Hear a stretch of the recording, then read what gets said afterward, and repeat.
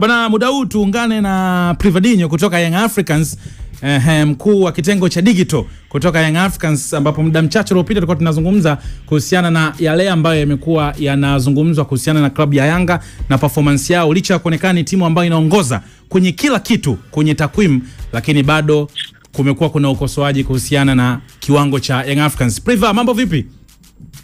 Shwari boss. Niaje? Shwari, karibu sana kwenye Kipenga Extra. Asante sana. Hongereni bwana, mnafanya kazi nzuri. Bwana, shukrani sana. Shukrani sana.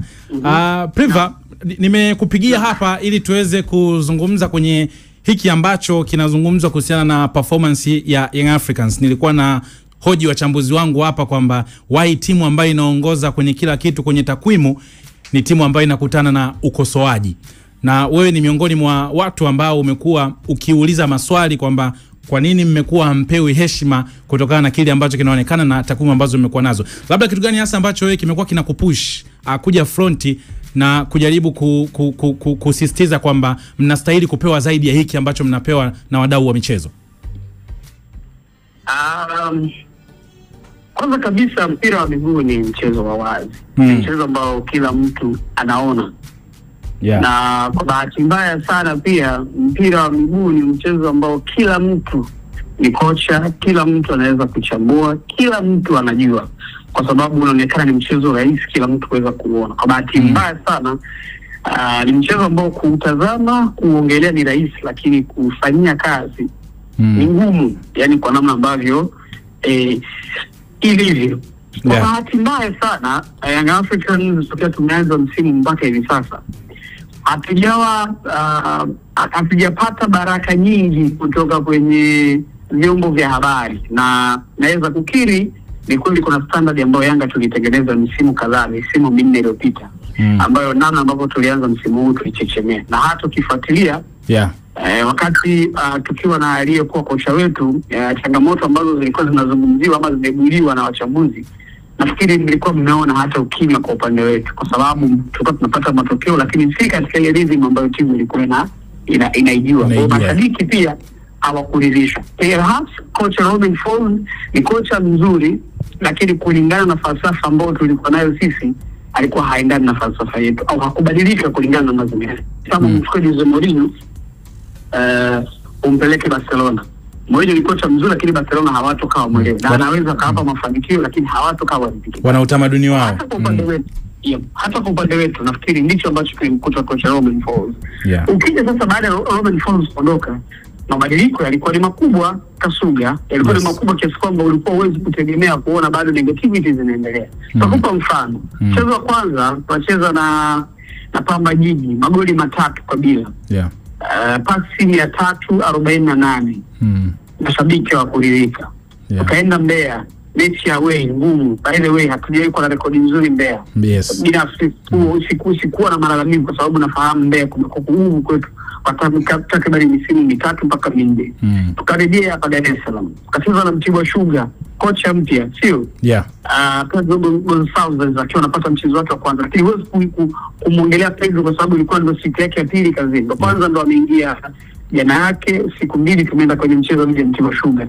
Pasi 438 chini ya kocha Patrick Mabede ambaye alikuwa na timu kwa muda mfupi. Improvement kidogo imeongezeka. Shot tulizopiga ni mashoot 12, kwa maana 6 on target, 6 off target. Tuko na performance ambayo kidogo ilikuwa decent, lakini bado tuko tuna umano. Mchezo unaofuata ni mchezo wa jana dhidi ya KMC. Hakuna kitu kimeshinda magoli 4 msimu huu, lakini ukiingia mtandaoni utakuta watu wanaongelea fitness. Maana yake kama unaona kuna changamoto ya fitness kwa Yanga, maana yake jana KMC kama Yanga tulikuwa na fitness alikuwa anakufa goli 8 kwa mahesabu ya haraka. Lakini tulikuwa pasi 548, record tumeimprove 338, 400, 500. Maana yake tunazidi kuendelea kuimprove kwa kiasi kikubwa. First half possession Yanga dhidi ya KMC, possession ilikuwa 78. The best performance so far kwetu kwa maana ya umiliki wa mpira. Inawezekana KMC walipata bao, yes, inatokea katika football, kwa sababu kwa muda mrefu KMC wamestruggle kupata goli katika mechi 8. Tumeshinda zote 9 za mwisho dhidi ya KMC. Lakini ukija ukiangalia takwimu utagundua kwamba takwimu nzuri, tulikuwa na decent performance. Lakini atakuja mtu ataanza kuongelea Yanga ilikuwa na mechi ngumu, Yanga si performance, Yanga fitness. Kwa basi kuna mtu nimeona amebeka kuhusu fitness. Yes, swala fitness linazungumzwa pia.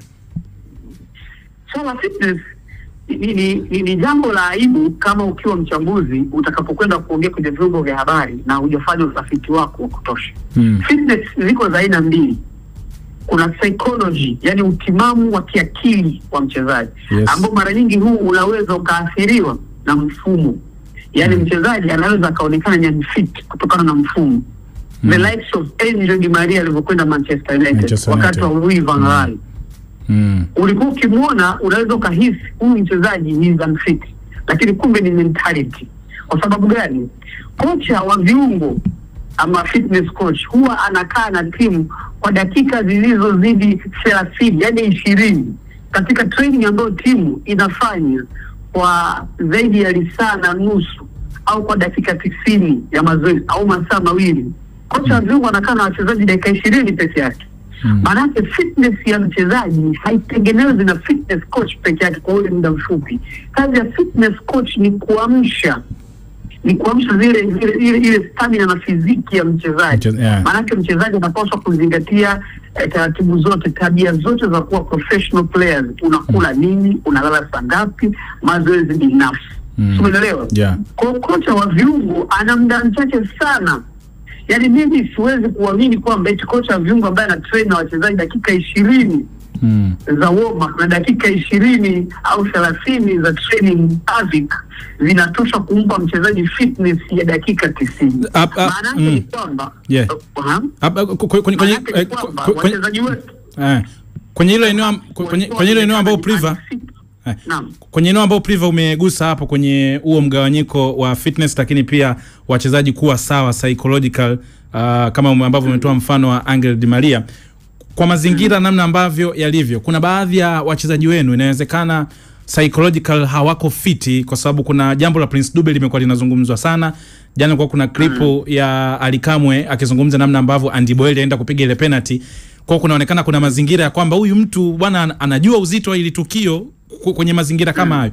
Inawezekana standard ukubwa wa Young Africans, target ambazo mmeziweka, kuna baadhi ya wachezaji wanashindwa kuhandle ile pressure mentality. Ni miongoni mwa kitu maybe labda ambacho mnakipitia kwa sasa kwa baadhi ya wachezaji. Popote pale penye kundi la watu huwa kunakuwa na tabia tofauti. Msimu huu tumesajili wachezaji takriban 6 wapya. Ukitazama hawa wachezaji ni mechi ya 3 ya msimu. Ndio. Hawa wachezaji watahitaji muda kuendelea kuadapt kwa maana ya mazingira. Tuna the likes of Lassine Kouma, tuna Ekwa ambaye kila dakika ambayo anaingia anazidi kuimprove. Katika wachezaji ambao tumewasajili, kama ukitazama vizuri, ni Mohamed Dumbia pekee ambaye amekuwa akipata nafasi ya mara kwa mara kwenye kikosi. Hawa wengine wakiendelea kuadapt mazingira kutokana na pressure ambayo aidha iko kwenye miguu yao ama kutokana na mvurugano wa hivi karibuni ambao tumeupitia, kwa maana kipindi kigumu cha kubadilisha makocha, naita kocha huyu ameondoka. Kwa hiyo situation kama hiyo, wachezaji wanakuwa wanahitaji sana utulivu wa kiakili. Mchezaji ana mambo matatu kwenye maisha yake: ana personal adaptations, ana football adaptations, lakini pia ana ile group adaptation, kwamba mimi nimekuja Tanzania, je, mazingira Tanzania nayaweza? Au mimi nimekuja Yanga, je, mbinu za Yanga na ninapocheza mimi tunaendana? Alafu mwisho wa siku ni ile socialization yako na wachezaji wenzio unaokutana nao. Kwa hiyo wachezaji fulani inapaswa mchezaji apate muda na kundi ambalo anaishi nao, ayazoe maisha ya Tanzania na azoe mbinu. Kama atakukumbusha jambo moja, rejea kwa Luis Nani na Cristiano Ronaldo. Wakati Ronaldo ametangulia Uingereza, Luis Nani nyumba alikuwa anaishi Ferguson alimlazimisha Luis Nani kwenda kuishi na Cristiano Ronaldo ili aweze kuiadapt mazingira ya Uingereza. Kwanza utakapomchukua Lassine Kouma ukamweka na mchezaji wa Kitanzania akaishi naye, manake akitukana mtandaoni mchezaji wa Kitanzania labda muda atamwambia usiogope mdogo wangu, hayo ni mambo ya kawaida. Lakini ukikuta wachezaji mara nyingi, kwa sababu akija hapa atakuja na ile, ataishi na watu ambao iko comfortable nao, lakini atabidi sasa aanze kuzoea wachezaji wengine kwenye ile kundi sasa, ili ajue kwamba kumbe nikitukana hivi inatokea, kumbe nikikosa goli itokee, kumbe kufanya hivi itokee au nikisifiwa sana nisipandishe. Kwa hiyo Priva, kwa hiyo kuna baadhi ya wachezaji wana struggle kwenye eneo hilo, naweza ikawa ni moja ya sababu kwamba kuna kustruggle kwenye adaptation labda ya maeneo yote matatu ambayo umeyagusa. Ni sehemu ya kawaida ya mchezaji yote duniani anapokwenda kwenye mazingira mapya. Yes. Atapita. Kwa sababu nitauliza swali hapa. Mtani amesajili takriban wachezaji wanne, right? Yeah. Wanne mpaka watano. Katika sajili alizozifanya ni mchezaji mmoja naona peke yake ndio mmekuwa mkimuongelea nyinyi. The rest hawaongelewi na hawagusi. Na hawa wachezaji wamekuwa kwenye comfort zone ya kukua kwa sababu hamuongelei na kuamusa. Na hiyo ndio imekuwa vita yangu kubwa mimi na waandishi wa habari. Kwamba the moment ambayo uko busy kumsakama Conte, lakini kuna kina Maema hamjawahi kugusa, hamjawahi kuamusa na hamjawahi kuongelea kabisa. Kina Selemani Mwalimu wazawa. Tulikuwa na wachezaji, naam. Sasa Priva, kwenye hilo eneo kuna pointi ambayo iliibuka mezani hapa. Kuhusiana na hili eneo. Na namna ambavyo ilizungumzwa ni kwamba Young Africans inaonekana mnahukumiwa kwa sababu mlionekana nyie mmekwisha jenga msingi. Yani mlikuwa mna complete team. Meza yangu hapa mimi baada ya kunichambulia nikawaambia mnachokizungumza nyie kwamba Simba amuikosoi sana kwa sababu walikuwa wameitem kama wao ni kama kundi maalum, kwa maana wanajenga timu. Kwa hiyo wao kile wanachokifanya ni kama kuboresha. Kwa hiyo akasema Yanga inazungumza tofauti kwa sababu ile standard ambayo mlikuwa nayo na kile ambacho mlikuwa mnakizungumza kuelekea msimu huu kinaonekana kimeshuka. Kwa hiyo judgment yenu dhidi ya Simba kuna muda kwenu inakuwa kubwa kwa sababu mnaonekana mlikuwa mmekamilika, afu yeye upande wa pili alikuwa anatazamiwa kama anatengeneza kitu. Kwenye huu tofauti unahisi bado ni fair nyinyi mkitazama kama watu ambao mlikuwa mna misingi bora, na huyu wa upande wa pili anaonekana alikuwa ameyumba lakini anajikongoja na ndio maana azungumzwi negative zaidi? Unadhani hiyo ni fair kwa point hiyo? Kasuga. Timu hizi kubwa mbili za Kariakoo. Hakuna hata moja inatumia muda kutengeneza timu. Wote wanakwenda kushindana. Takueleza kwa nini nakupa hizi criteria. Hizi timu ni timu ambazo ziko there kwa ajili ya compete na kubeba mataji. Hazipo pale kusubiri kuitengeneza timu. Unatengeneza timu huku unashindana, my friend. Nitakupa mfano. Tazama katika kipindi cha miaka hii mingi. Hao nao sema wanatengeneza timu for 4 years. Wamekuwa wakifanya different transfers. Yes. Utanikosoa kama nitakuwa sijinanili. Tazama katika msimu wa 2021 2025 tafuta sehemu yao ya ulinzi ya nyuma ile pale. Unaelewa? Ndio sehemu ya viungo pale katikati. Hapo ndo kiboko kabisa hapo. Hapo ingia toka nyingi hasa kwenye eneo la kiungo, hususan kiungo mkabaji. Ingia toka nyingi sana. Watu hawako tayari kumsubiri. Yaani wewe kutengeneza timu kuna picha kuu mbili. Kuna long term na short term. Long term maana yake unakuwa na wachezaji wako ambao unawasajili ukiamini hawa ni long term. Kwamba hawa nitakwenda kukua nao. Unakuwa na Sheikhan Hamis anakuwa, utakuwa na wachezaji ambao unawasubiri, utakuwa na Clement Mzizi ambao unamsubiri, utakuwa na wachezaji wako wadogo wadogo umewaleta kwa lengo la kuja kukua nao. Huko ndo kutengeneza timu. Lakini kusajili ni kwenda kushindana. Ndio maana unatoa $300,000, $400,000 kwenda kuleta best players. Ndio maana sisi mchezaji akija Jonathan Kandalombo hujafika ile standard unayohitaji, utakwenda Pakome amekuja ni elite standard yanabaki. Maana yake ni kwamba hizi timu kubwa Sheikh hazijengi timu, zinatengeneza kikosi cha kwenda kushindana all the season. Priva unakaa kusubiri kutengeneza timu. Yes, Priva kutengeneza timu. Hoja ya kutengeneza timu ni hoja ya kuficha pale unapofanya usajili ambao si sahihi. Hapo ndo tutajitetea kwamba mimi natengeneza timu. Lakini unapojua umefeka, bana msimu huu tutaangalia kutengeneza timu, lakini ukweli ni kwamba kama ni kutengeneza timu basi unaweza kutengeneza timu yote. Ni ile kwamba msimu huu wote hivi. Siendi kushindana kama first priority yangu. Na kwenda kujaribu kushindana lakini target yangu ni msimu unakuja. Sasa nikuulize kwa nini zile timu kubwa mbili zinafanya biashara na hiyo? Hapana. Wapo kwa ajili zinakwenda kushindana kushindana top. Yes, kwa ajili ya kushindana. Kila msimu ni wa kushindana.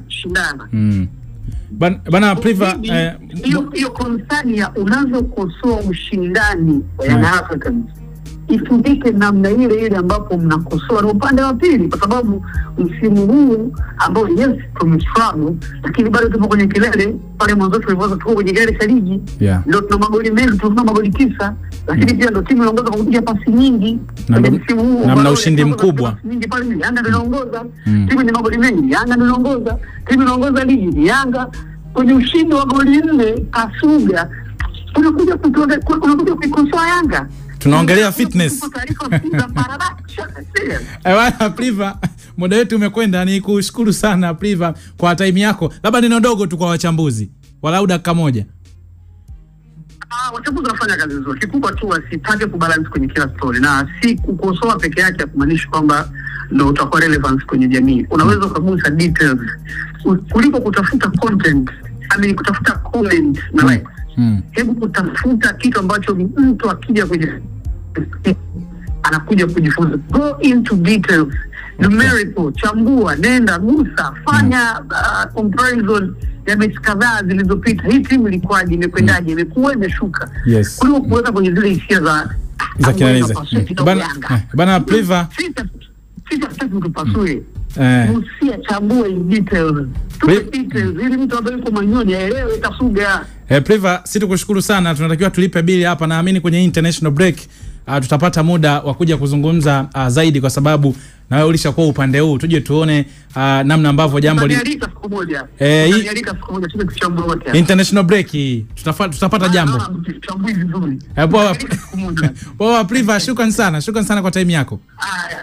Bana, takriban dakika 15 hizo na Priva Dinho tukizungumza naye, mkuu wa kitengo cha digital kwa upande wa Young Africans, akijaribu kutoa references zake, kwa sababu kuna mjadala mkubwa sana kuhusiana na namna ambavyo Yanga inajadiliwa. Kuna maeneo ambayo